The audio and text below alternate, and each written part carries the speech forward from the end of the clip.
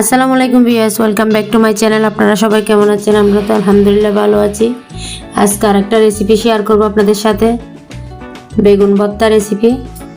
আজকে আমি পুরা বেগুনের ভর্তা বানিয়ে দেখাবো। আশা করি আপনাদের ভালো লাগবে, আমার পুরো ভিডিওটা দেখবেন। শুরুতে একটা লাইক দিয়ে দিবেন। কেন জানি না চ্যানেলে ভিউস আসতেছে না, সাবস্ক্রাইবও বাড়তেছে না, লাইকও কম পড়তেছে, একদম কম।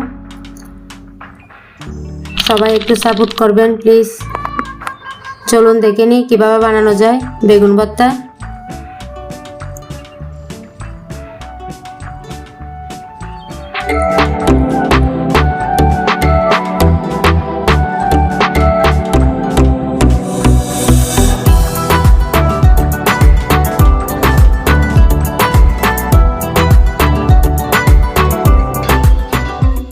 আমি নিয়ে নিয়েছি 2টা বেগুন, ভালো করে ধুয়ে পরিষ্কার করে নিয়েছি। এখন একটা নাইফ দিয়ে হালকা একটু কেটে নিব, যাতে পুরার সময় সিদ্ধ হওয়ার জন্য আমি একটু একটু কেটে দিচ্ছি। দিয়ে দিচ্ছি আমি একটা স্ট্যান্ড দিয়ে দিচ্ছি চুলার উপর। আমি পুরা বেগুনের ভর্তা বানাবো। দেখেন পুড়ে নিছি আমি বেগুনগুলা। এখন খোসাটা উঠিয়ে নিব, ঠান্ডা করে খোসাটা উঠিয়ে নিছি আমি।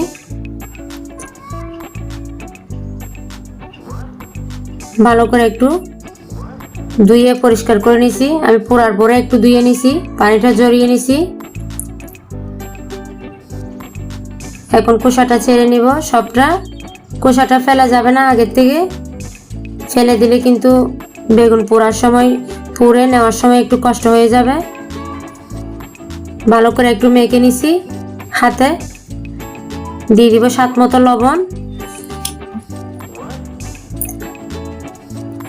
আমি পরিমাণ মতো ধনেপাতা, 6টা কাঁচামরিচ, মিডিয়াম সাইজের একটা পেঁয়াজ কুচি, হালকা একটু হলুদের গুঁড়া দিচ্ছি। আমি এই হলুদের গুঁড়োটা দিচ্ছি কালারের জন্য, একটু কালারটা সুন্দর হওয়ার জন্য দিচ্ছি, আপনারা চাইলে স্কিপ করতে পারেন। আর দিয়ে দিব একটা ডিম। এখন একটু ভালো করে আবার মেখে নিব।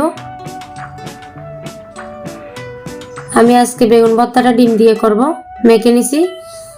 এখন চলে যাব চুলায়। দিয়ে দিচ্ছি 2 টেবিল চামচ সরিষার তেল। একটু বাগার দিতে হবে, কারণ এখানে কাঁচা ডিম দিছি, তাই একটু বাগার দিতে হবে। আমি দিয়ে দিব ভর্তাটা। ভালো করে দিয়ে 2-1 মিনিট মতন অনবরত নাড়াচাড়া করব।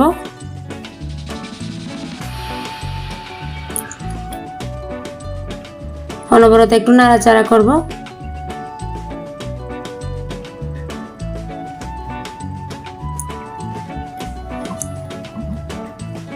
বেশিটুকু সময় রাখতে হবে না, অনবরত নাড়াচাড়া করে আমি নামিয়ে নিব। এখন হয়ে গেছে, দেখেন গরম গরম পরিবেশনে চলে আসছি। আমি একটা প্লেটে নিয়ে নিয়েছি, উপর দিয়ে কিছু ধনেপাতা কুচি দিয়ে দিয়েছি।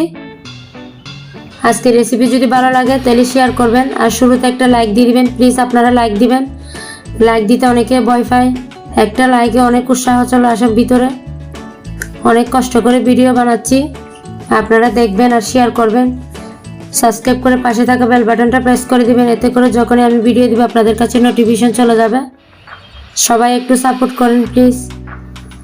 আগামীতে আবার দেখা হবে, সে পর্যন্ত সুস্থ থাকুন, ভালো থাকুন, আল্লাহ হাফেজ।